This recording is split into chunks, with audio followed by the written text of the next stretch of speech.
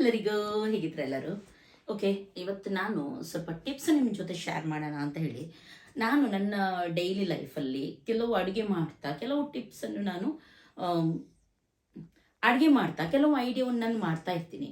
ಅದನ್ನು ನಿಮ್ಮ ಜೊತೆ ಶೇರ್ ಮಾಡಿದರೆ ನಿಮಗೂ ಅದರಲ್ಲಿ ಈಸಿ ಆಗುತ್ತೆ. ಯಾವುದಾದ್ರೂ ಒಂದು ನಾನಿವತ್ತು ತೋರಿಸಿದ ಟಿಪ್ಸ್ ನಿಮಗೆ ಯೂಸ್ಫುಲ್ ಆಗ್ಬೋದು ಅಂತ ಹೇಳಿ ಇವತ್ತು ನಾನು ಈ ವಿಡಿಯೋವನ್ನು ಮಾಡ್ತಾ ಇದ್ದೀನಿ.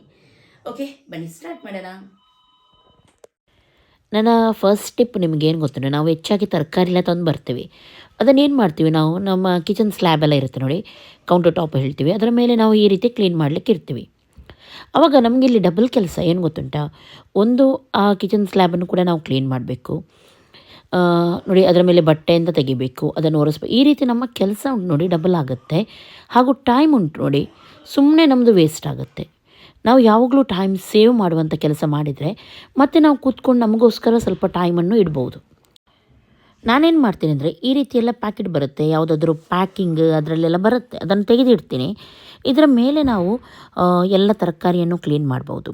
ಯಾಕಂದರೆ ಇದು ನೋಡಿ, ತುಂಬ ತೊಳಿಲಿಕ್ಕೂ ಕೂಡ ಈಸಿ, ತೊಳಿಬೇಕಂತ ಕೂಡ ಇಲ್ಲ. ಹಾಗೆಯೇ ನಾವು ನೋಡಿ ಈ ರೀತಿ ಎಲ್ಲ ತರಕಾರಿಯನ್ನೆಲ್ಲ ಕ್ಲೀನ್ ಮಾಡಿ ಸಪ್ರೇಟ್ ಆಗಿಟ್ಟು ಜಸ್ಟ್ ಇದನ್ನು ನೋಡಿ ಈ ರೀತಿ ಮಾಡಿ ಸೀದಾ ಡಸ್ಟ್ಬಿನ್ ಒಳಗೆ ಹಾಕಿದರೆ ಆಯಿತು.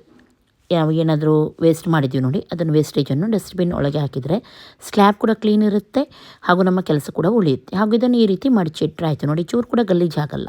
ತೊಳಿಬೇಕು, ಅದು ಮಾಡಬೇಕು, ಇದು ಮಾಡಬೇಕಂತ ಏನು ಕೂಡ ಇಲ್ಲ. ಕೆಲವೊಮ್ಮೆ ನಾವು ಲಿಂಬೆಹಣ್ಣು ಯಾವುದಕ್ಕಾದರೂ ತಂದಿಡ್ತೀವಿ, ಆದರೆ ಅದೇನಾಗುತ್ತೆ, ಒಣಗಿ ಬರುತ್ತೆ, ಗೊತ್ತುಂಟಲ್ಲ, ಗಟ್ಟಿಯಾಗುತ್ತೆ. ಅಥವಾ ಕೆಲವೊಮ್ಮೆ ಸಣ್ಣ ಸಣ್ಣ ಹಸಿ ಲಿಂಬೆಹಣ್ಣು ಸಿಗುತ್ತೆ, ಒಳಗಡೆ ರಸನೇ ತೆಗಿಲಿಕ್ಕೆ ಆಗಲ್ಲ. ಅದನ್ನು ನಾನು ಜಸ್ಟ್ ಏನು ಮಾಡ್ತೀನಿ ಅಂದರೆ, ತುಂಬ ಲಿಂಬೆಹಣ್ಣು ಇದ್ದರೆ ವೇಸ್ಟ್ ಆಗಬಾರ್ದು ಅಂತ ಹೇಳಿ ಜಸ್ಟ್ ಒಂದು ಕುದಿಸ್ತೀನಿ. ಸ್ವಲ್ಪ ಕುದಿಸಬೇಕು, ಜಾಸ್ತಿ ಕುದಿಸಬಾರ್ದು, ಸಾಫ್ಟ್ ತುಂಬ ಆಗುತ್ತೆ ಆವಾಗ. ಜಸ್ಟ್ ಸ್ವಲ್ಪ ಕುದಿಸಿ, ಹಾಗೂ ಇದು ಸಾಫ್ಟ್ ಆಗುತ್ತಲ್ವ, ಆಮೇಲೆ ಇದನ್ನು ಕಟ್ ಮಾಡಿ ಇದರ ರಸವನ್ನು ತೆಗೆದು ನೀವು ಫ್ರಿಜ್ಜಲ್ಲಿ ಇಡ್ಬೋದು. ನಿಮಗೆ ರಸ ಕೂಡ ಒಂದು ಲಿಂಬೆಹಣ್ಣಲ್ಲಿ ಉಂಟು ತುಂಬ ಜಾಸ್ತಿ ಬರುತ್ತೆ. ಆವಾಗ ನೋಡಿ ಎಷ್ಟು ಸಾಫ್ಟ್ ಆಗಿದೆ ನೋಡ್ಬೋದು. ಜಾಸ್ತಿ ಕುದಿಸಬೇಡಿ, ನಾನು ಮೊದಲೇ ಹೇಳ್ತಾ ಇದ್ದೀನಿ, ಆವಾಗ ತುಂಬ ಸಾಫ್ಟ್ ಆಗುತ್ತೆ, ನಿಮಗೆ ಹಿಂಡಲಿಕ್ಕೆ ಕಷ್ಟ ಆಗುತ್ತೆ. ನೋಡಿ, ನಾನೀಗ ಜಸ್ಟ್ ಒಂದು ಸಣ್ಣ ಲಿಂಬೆಹಣ್ಣು ತೆಗೆದಿದ್ದೀನಿ. ಇದರಲ್ಲಿ ಎಷ್ಟೊಂದು ರಸ ಬರುತ್ತೆ ನೋಡಿ, ನಾವು ಈ ರೀತಿ ಕುದಿಸಿ ಅದನ್ನು ಸ್ಕ್ವೀಸ್ ಮಾಡಿದರೆ.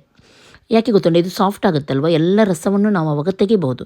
ಇದನ್ನು ಜಸ್ಟ್ ನೀವು ಐಸ್ ಕ್ಯೂಬು ಇರುತ್ತೆ ನೋಡಿ, ಇದರಲ್ಲೇ ಹಾಕಿಡಿ ಟ್ರೇಯಲ್ಲಿ, ಅಥವಾ ಹೀಗೇ ನೀವು ಫ್ರಿಜ್ಜಲ್ಲಿ ಇಟ್ಟುಬಿಡಿ, ಯಾವುದಕ್ಕಾದರೂ ನೀವು ಇದನ್ನು ಯೂಸ್ ಮಾಡ್ಬೋದು. ಹಾಗೂ ಈ ಲಿಂಬೆ ಕುದಿಸಿದ ನೀರಿರುತ್ತೆ ನೋಡಿ, ತುಂಬ ಪರಿಮಳ ಇರುತ್ತೆ. ಇದನ್ನು ಜಸ್ಟ್ ನೀವು ಬಟ್ಟೆ ಒಗೆಯುವಾಗ ಅಥವಾ ಜಸ್ಟ್ ಹೀಗೆ ಸ್ಪ್ರೇ ಮಾಡಿ, ಮನೆಗೆಲ್ಲ ಸ್ಪ್ರೇ ಮಾಡಿ, ತುಂಬ ಚೆನ್ನಾಗಿರುತ್ತೆ ಪರಿಮಳ ಇದರದ್ದು.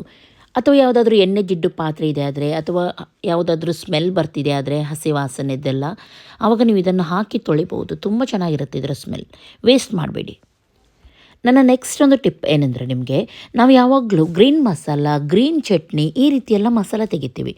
ಆವಾಗ ಅದರ ಕಲರ್ ಚೇಂಜ್ ಆಗಬಾರ್ದು ಅಂತ ಆದರೆ ನೀವು ಏನು ಮಾಡಬೇಕಂದ್ರೆ, ಗ್ರೈಂಡ್ ಮಾಡುವಾಗ ಸ್ವಲ್ಪ ಐಸ್ ಕ್ಯೂಬ್ಸನ್ನು ಹಾಕಿ. ಆವಾಗ ನಾವು ಯಾವುದೇ ಗ್ರೇವಿ ಮಾಡಿದರೂ ಗ್ರೀನ್ ಆಗಿ ತುಂಬ ಕಲರ್ಫುಲ್ಲಾಗಿ ಬರುತ್ತೆ. ಒಮ್ಮೆ ನೀವು ಟ್ರೈ ಮಾಡಿ ಇದನ್ನು. ಗ್ರೀನ್ ಚಟ್ನಿ ಎಲ್ಲ ಮಾಡಿ ನಾವು ಇಡ್ತೀವಿ ನೋಡಿ, ಆವಾಗ ಐಸ್ ಕ್ಯೂಬ್ಸ್ ಹಾಕಿ ಗ್ರೈಂಡ್ ಮಾಡಿ ಸ್ವಲ್ಪ ನೋಡಿ, ಇದರ ಕಲರ್ ನೋಡಿ ಚೂರು ಕೂಡ ಚೇಂಜ್ ಆಗಲಿಲ್ಲ. ನಾನು ಇನ್ನೊಂದು ಟಿಪ್ಸ್ ನಿಮಗೆ ಏನೆಂದರೆ, ಇವಾಗ ನಾವು ಮೊಟ್ಟೆಯನ್ನು ಬೇಯಿಸ್ತೀವಿ, ಕೆಲವೊಮ್ಮೆ ಅದು ಓವರಾಗಿ ಬೇಯುತ್ತೆ, ಹೊರಗೆ ಬರುತ್ತೆ, ಅಥವಾ ನಮಗೆ ಕೆಲವೊಮ್ಮೆ ಸಾಫ್ಟಾಗಿ ಬೇಯಬೇಕಾಗತ್ತೆ. ಮೊಟ್ಟೆ ಒಳಗಡೆ ಸಾಫ್ಟ್ ಇರಬೇಕು. ಅಥವಾ ಕೆಲವು ಮೊಟ್ಟೆ ಏನು ಗೊತ್ತುಂಟಾ, ವಾಸನೆ ಬರುತ್ತೆ, ಹೆಚ್ಚಾಗಿ ನಾವು ಕಟ್ ಮಾಡಿದ ಮೇಲೆ ಅದೊಂಥರ ಸ್ಮೆಲ್ ಬರುತ್ತೆ ಮೊಟ್ಟೆದ್ದು. ಆ ರೀತಿ ಬರಬಾರ್ದಂತಾದರೆ ಮೊಟ್ಟೆಯನ್ನು ಬೇಯಿಸುವಾಗ ಒಂದು ಅರ್ಧ ಲಿಂಬೆ ಸಿಪ್ಪೆ ಅಥವಾ ಲಿಂಬೆಯನ್ನು ಕಟ್ ಮಾಡಿ ಹಾಕಿ. ನೀವು ಅದು ಮೊಟ್ಟೆದು ಚೂರು ಕೂಡ ಹೊರಗೆ ಕೂಡ ಬರಲ್ಲ, ಕರೆಕ್ಟಾಗಿ ಬೇಯುತ್ತೆ. ಹಾಗೂ ಕೆಲವೊಮ್ಮೆ ನಮಗೆ ಅರ್ಧ ಬೇಯಿಸಿದ ಮೊಟ್ಟೆ ತಿನ್ನಲಿಕ್ಕೆ ತುಂಬ ಇಷ್ಟ ಅಲ್ವಾ, ಅಂಥದ್ದೆಲ್ಲ ತುಂಬ ಸಾಫ್ಟ್ ಇರೋದ್ರಿಂದ ಸಿಪ್ಪೆ ತೆಗಿಲಿಕ್ಕೆ ಕಷ್ಟ ಆಗುತ್ತೆ. ಆದರೆ ಈ ರೀತಿ ನೀವು ಲಿಂಬೆ ಹಣ್ಣನ್ನು ಹಾಕಿದರೆ ನೋಡಿ, ತುಂಬ ಈಸಿಯಾಗಿ ಸಿಪ್ಪೆಯನ್ನು ಸುಲಿಬೋದು. ಹಾಗೂ ಇದು ತುಂಬ ಒಳ್ಳೆ ಪ್ರೋಟೀನ್ ಕೂಡ, ಹಾಗೂ ಹಸಿ ವಾಸನೆ, ಒಂಥರ ವಾಸನೆ ಬರುತ್ತೆ ನೋಡಿ, ಸ್ಮೆಲ್, ಆ ರೀತಿಯೆಲ್ಲ ಏನೂ ಬರೋದಿಲ್ಲ ಇದರಲ್ಲಿ. ತುಂಬ ಚೆನ್ನಾಗಿ ಬೇಯುತ್ತೆ, ಹಾಗೂ ಕರೆಕ್ಟಾಗಿ ಸಿಪ್ಪೆ ತೆಗಿಲಿಕ್ಕೆ ಬರುತ್ತೆ.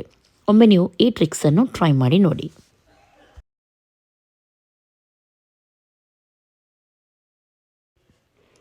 ಕೆಲವೊಮ್ಮೆ ಹಾಲು ಅಥವಾ ಟೀ ಅಥವಾ ಏನಾದರೂ ಇರಲಿ, ನಮ್ಮ ಪಾತ್ರೆ ಕೆಲವೊಮ್ಮೆ ಕಪ್ಪಾಗುತ್ತೆ, ತುಂಬ ಕಷ್ಟ ಆಗುತ್ತೆ ನಮಗೆ ತಿಕ್ಕಲಿಕ್ಕೆ.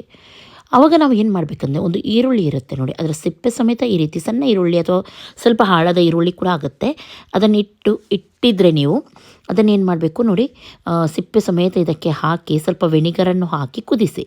ಸ್ವಲ್ಪ ಹೊತ್ತು ಕುದಿಸಿದರೆ ಸಾಕು ನೀವು. 1 ನಿಮಿಷ ಚೆನ್ನಾಗಿ ಕುದಿ ಬರಲಿ. ನೋಡಿ ತಾನಾಗೇ ಬಿಟ್ಟು ಬರುತ್ತೆ ಅದರದ್ದು. ನಿಮಗೆ ಆವಾಗ ತೊಳಿಲಿಕ್ಕೆ ತುಂಬ ಈಸಿ ಆಗುತ್ತೆ. ತುಂಬ ಕಷ್ಟಪಟ್ಟು ನೀವು ತೊಳಿಬೇಕೆಂದಿಲ್ಲ.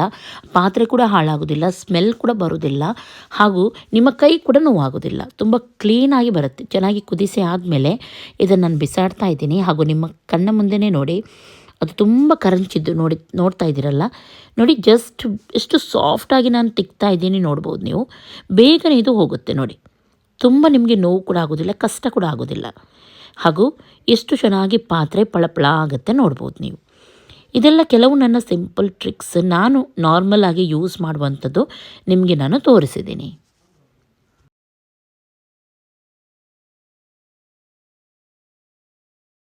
ಓಕೆ, ನೋಡಿದ್ರಲ್ಲ, ಇವೆಲ್ಲ ಕೆಲವು ನನ್ನ ಸಿಂಪಲ್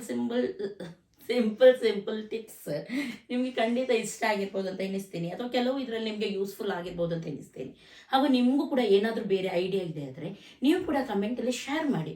ಇದನ್ನು ನಾನು ತೋರಿಸಿದಂಗೆ ಆಗುತ್ತೆ, ಮುಂದೆ ಯಾವುದಕ್ಕಾದರೂ ನಾನು ಯೂಸ್ ಕೂಡ ಮಾಡ್ತೀನಿ, ಹಾಗೂ ನಿಮ್ಮ ಜೊತೆ ಕೂಡ ಶೇರ್ ಮಾಡ್ತೀನಿ. ಹಾಗೂ ಓದಿದವರು ಯಾರಾದರೂ ಇದ್ದಾರೆ ಕಮೆಂಟಲ್ಲಿ ಓದ್ತಾರೆ ನೋಡಿ, ಅವರಿಗೆ ಕೂಡ ಯೂಸ್ಫುಲ್ ಆಗುತ್ತೆ ಮನೆಯಲ್ಲಿ.